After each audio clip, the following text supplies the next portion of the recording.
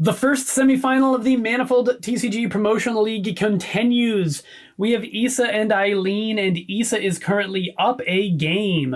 I am Brad. With me here is Ambrose, and Ambrose is going to tell you about our first deck. Hello.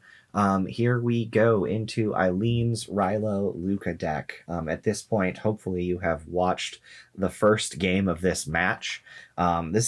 I think this is the first time we've got like a best of three on camera recorded, which is very cool. I love digging into sort of the ins and outs of a matchup like this.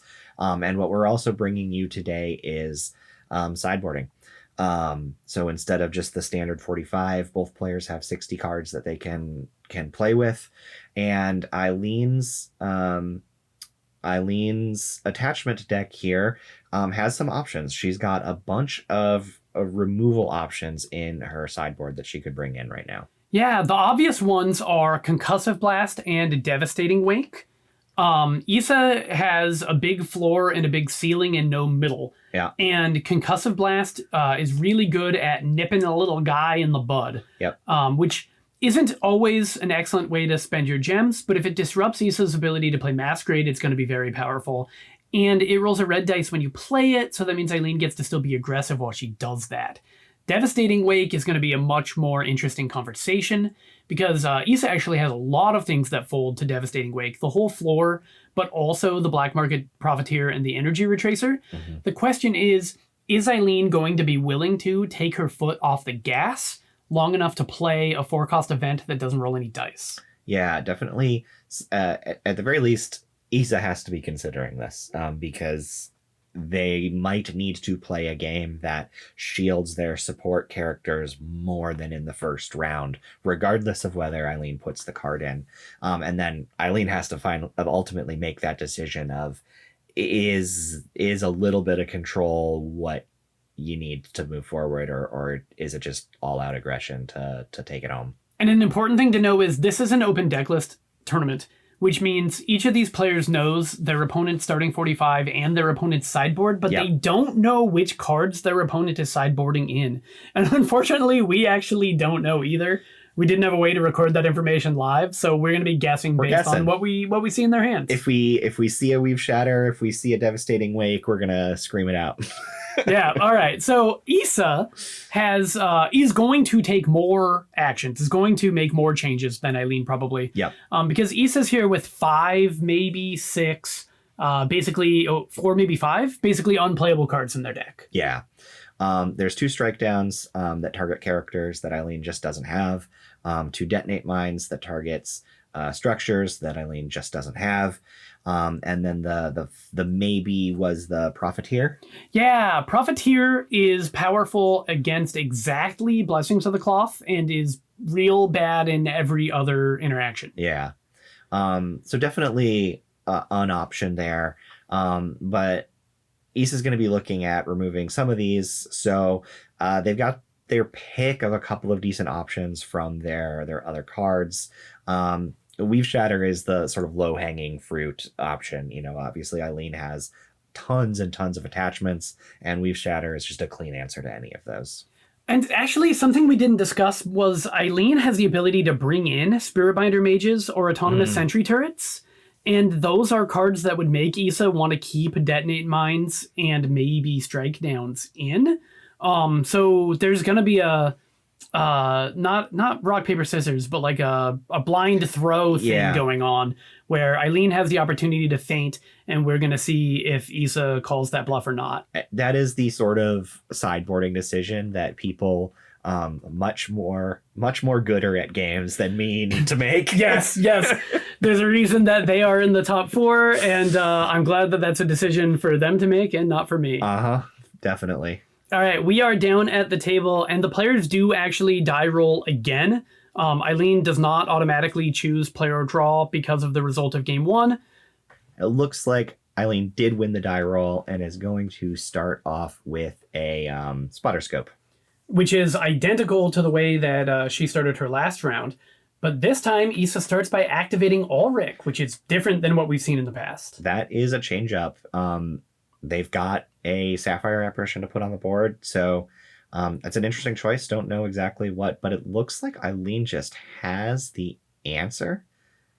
Actually, Sapphire Apparition is ethereal. Is ethereal. Can't be targeted. Okay. So that is just damage into Alric. Oh, man. So Issa has a very clean Sapphire Apparition Energy Retracer start with still having Eldry up. So there could even be a sleight of hand to really twist that knife. This is probably the most aggressive start that Issa has in their deck. And I mean, I guess the fact that Eileen has rolled red dice is really the thing that makes it aggressive. And that explains why Issa started by activating Alric. Yep. Is Issa just has this really clean scripted open and wanted to get into it as quickly as possible. Yeah, makes a lot of sense now that we've seen it. Eileen activating Rylo, rolling a little bit of damage, probably taking 1 to do a modify here. I'm just a little surprised to see that, because I figured that the red dice was going to resolve as modify in order to turn the blue dice to damage. But she opted instead to take 1 damage in order to keep the shield 2, which now that I think about it is clearly an improvement. Yeah. Oh, and she still had a 1 modify? Apparently I had just misread the condition of her dice. Sure. She's sitting at 6, 8, 11 damage. Is decent. Looks like it must have been 13 because she just resolved 10 damage into Alric and still has a 3 remaining. That's good. Yeah, with the grenade. Right. Oh, yeah. Good call. My mistake. So Alric is down. Alric is gone. That's fantastic. Wow. So yeah, Issa's going to return with a bunch of damage because Issa is on a red dice energy retracer game. Yeah. Issa did not have the sleight of hand, did not have a way to use Eldry's gem. So Issa is on a paltry, pathetic 5 gems this round. But 5 gems with a turnaround energy tracer is in a category of its own. Yes. There's plenty of decks that put together their deck list to maximize the probability of playing an energy retracer on round 1. Yep. We see a disrupt communications. Okay, no, that was main deck. Okay. Yeah, Issa had the opportunity to go up on them and probably didn't. Yeah. But just didn't have enough things to bring in to merit removing. Yeah. And disrupt comms has great. I shouldn't say great, but like battle ready is a fantastic target for it. So at least one thing that it removes that you want to remove. Yep, and hitting the blessings is passable enough that you don't feel bad when that's what you're doing. Yep. So Issa has manipulated their dice. They've resolved energy for 3 damage onto Lucca. And then I was unable to count that, but the heads up display tells us that Eileen is at 7. So that means Issa resolved an extra 6 damage into her. And we go to round 2 with Issa at 23 life and Eileen at 22. Yeah. But that means Eileen did 3 more damage because Issa started with 36. And critically, Issa's already down a hero. Yeah, hitting that breakpoint, really, really nice. There's no opportunity to use that gem. And she's going to start off with a chain plasma rifle, setting up to hopefully have another massive round. And she's going to get a second activation out of her flagship. Her flagship is Mighty. Yep. But it's probably going to go down this round. It's probably going to go down this round, which means we're going to end up in like the classic Lucca Rylo position where she's going to look way ahead, but she's going to be down to just 1 hero. Mm-hmm. Ooh, and here is the ambush, which is going to be on Lucca. Interesting. And she's probably... No, she cannot find 11 damage here because of the dice being split. Yeah. Between mental dice and physical dice. And there's just not a lot of damage there. Yeah, and she's got 1 modify into damage from the spotter scope, but no battle ready here, so it's gonna be a chunk, but not a ton. Oh, but she found energy. And the energy ability that she has staring her in the face is Rylo's swiftly activated character. Ooh. That would be real cute. Yeah. Nice. Now she could get somewhere spicy. Oh, yeah. Oh, man. So she found 2 damage there. She has the Rylo ability. That's going to let her modify into 10. And... Oh, she's so close. Alric is at 11. Oh, it looks like she didn't use Rylo's ability. No, she did. She did. Her health went down. She just did it so cleanly that I didn't notice. Yeah, that's how she got to the 10. That's a massive chunk of damage. It's a shame she didn't get one more, but that means that Issa's got that little bit of extra time. Issa's going to be able to change the tide, do the dice interaction that their deck wants to do. And Eileen had the opportunity to spotter scope a blue dice into physical, and she opted to spotter scope either the green or the purple dice into mental. Oh, man. And we talk about Manifold being a game of inches. Yeah. And even turned blank dice to 2 damage with modify somehow can be not exactly the right play. Yep. And then sometimes that 1 point of damage ends up having dramatically more impact than it sounds. Yep. Sure does. So Issa now gets to play the rest of their round at their leisure. That's not quite true. Eileen is tactical rerolling, still trying to present lethal here. Yeah, I mean, she just wants to get Eldry down, and she's got some red dice. It's worth doing. The decision is worth it to keep a shield or not. Yeah, and that's a really tricky one. And she ends up being rewarded. Both of the blue dice are better than that's really nice. What they were showing. So now Issa would need another back alley deal or change the tide in order to survive this round. If they had that still would have been all their gems for the round. For Eldry to survive this round. Yes, thank you. And they don't have it. So Eldry bites the dust. Issa's down to 12 life. Eileen is still at 21. But Eileen is nearly done for the round, and Issa still has all of round 2 to play. Nearly done, but a little bit of damage to resolve, and a shield, which is going to be a speed bump. And a dig in. I think Issa can still get there. But I think Issa needs to play a card in order to get there. They need to play a card, but they've got 3 gems. They've got something good. And if what they were sitting on was Change the Tide, we'd already seen it. Yeah, for sure. But if Issa's play here is like, I guess it can't. If it was Weave Shatter, your Chain Plasma Rifle, yeah, that's not a good position to be in. Yeah.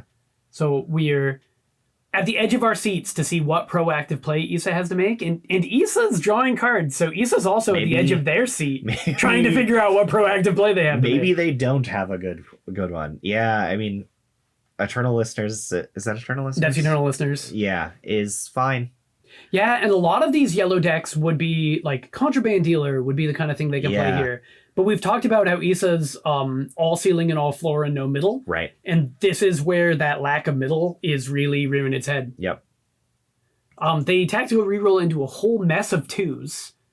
That is still not enough to defeat Lucca. But if you can put Eileen to no cards in hand and you to a bunch of cards in hand, you might be able to win a game even if there's another Lucca activation. Here's my hot take. If Eileen has Lucca and Rylo and no cards next round, I think she still has a good shot, maybe even a favored shot at winning the game. And that's the kind of reasoning that would lead you to tactical rerolling out of Ren 2 Draw 2. Yeah. So it sure seems like Issa's there, and this Modify 2 is going to be enough. That's what they want to see. And so we're going to end up exactly as advertised. Eileen is going to be ahead on damage. Eileen is going to be ahead on tempo going into the new round.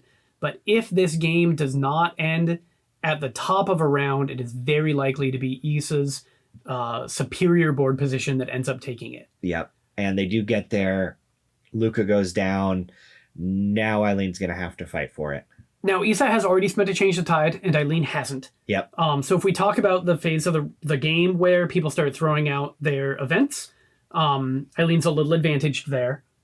And her deck is very much set up to take advantage of these situations. She's on Change the Tides. She's on Overcharges. She's on Crackles, which can hit Jeremiah's face. And here she starts with a Templar Armaments. Just a bunch of dice. She's going to need them. She's got to do 12. So building up here with 3 left, it would be nice to see. She spent all her blue gems. So no Change the Tide. So the thing she's really looking at is like Overcharge, Radar Servos, Follow the Trails, maybe even a Concussive Blast, but that would have been on that Sapphire Apparition already, I have to assume. Oh, and a really nice... Protection of Belief. Thank you. Kind of what Issa's deck is built around. The little guys turn on the Modify 2 there that lets you take a physical and a mental. Yep, and Eileen does have a Follow the Trail, which takes out 2 damage, but she's now in a position where she has to survive this round. She does. And that is not what she's optimized for. Nope. that protection from belief really took the wind out of her sails, and I think with one gem now that she probably wants that to be a radar servo so she can modify into another shield. Yeah. But that's real tough, right? If you modify into another shield, you've only dealt 1 damage this round. Yeah, you might get in 1 more off of this red dice and then the radar servo's black dice. He gads. He gads indeed. Yeah, I think her best case scenario is have an overcharge here and just Issa's dice don't behave. Yep. Which is quite possible. Issa showing 0 damage. Jeremiah rolls green-yellow, which isn't very good at dealing damage. Nope. Finds no damage on the first roll. There is no overcharge, but she does resolve the 1 damage. And she's going to get her shield. She's going to get her dig in. And let's see. Issa has, I can't quite tell, 4 or 5 cards in hand. Mm-hmm. So really, I think we're going to get a 4th round. Yeah, it's looking like it.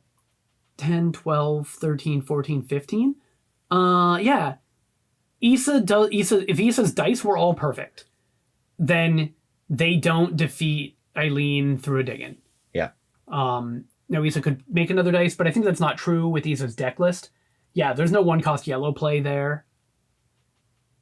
Yeah, so Issa's gonna re-roll, perhaps into Oblivion. And rolling shields and rolling sabotages are not what you want to see at this. The first shield is helpful. It's fine. Yeah, agreed. But the dice are not behaving here. Yep. More blanks. Re-rolling into blanks sure does not feel good. You've got a modify to start a modify chain, but that gets them farther away from their theoretical maximum. Yeah, if they just opted into that plan right now, they would do 0 damage. Yeah.